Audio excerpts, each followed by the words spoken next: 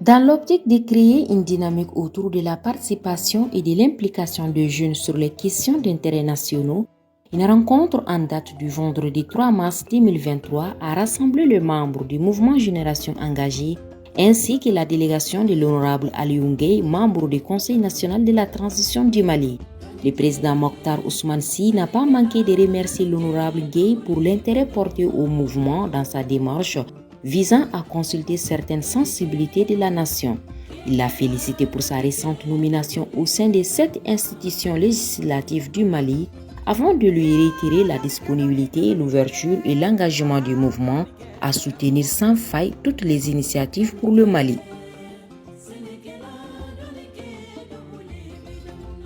L'honorable Aliou Gueye a renouvelé son engagement à travailler avec le mouvement et les organisations de jeunes sur les questions politiques, économiques et sécuritaires afin de créer un vivier de jeunes porteurs d'espoir et de changements irréversibles.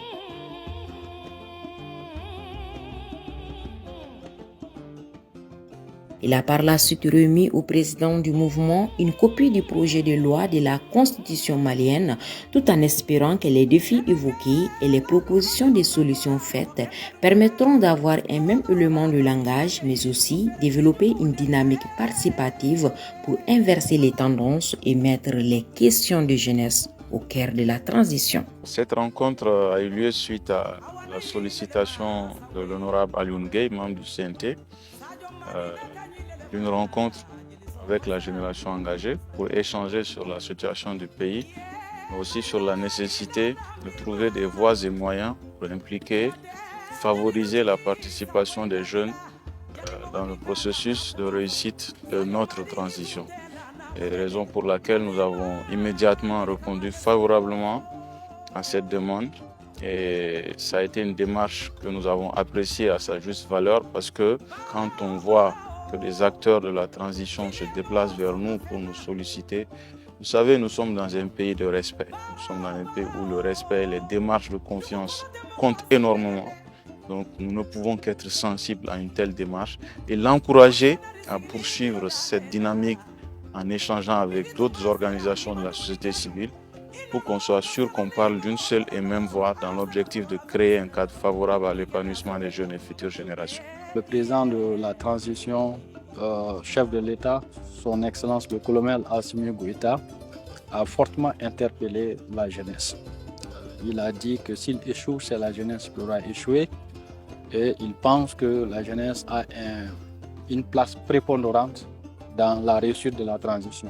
Nous ne pouvons aider la transition qu'en ayant une jeunesse responsable, engagée, comme le mouvement Génération Engagée, qui est un mouvement très responsable, très engagé sur les questions de développement, qui fait des analyses, qui fait des propositions.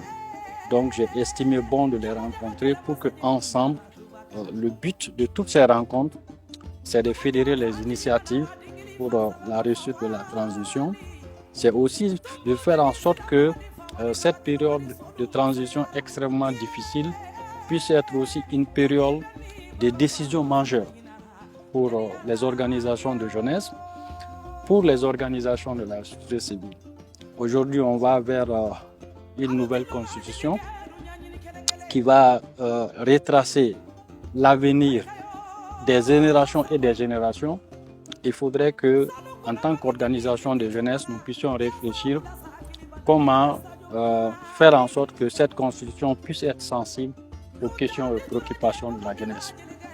L'autre aspect, but de la rencontre, c'est de faire en sorte que les organisations de jeunesse et les organisations de la société civile puissent avoir le même élément de langage sur notre pays, soutenir la position de notre pays non seulement au plan national et au plan international. Cela aussi passe par leur implication et par leur appropriation du processus. Parce que pour défendre quelque chose, il faut comprendre la direction prise, il faut s'engager dans cette direction-là.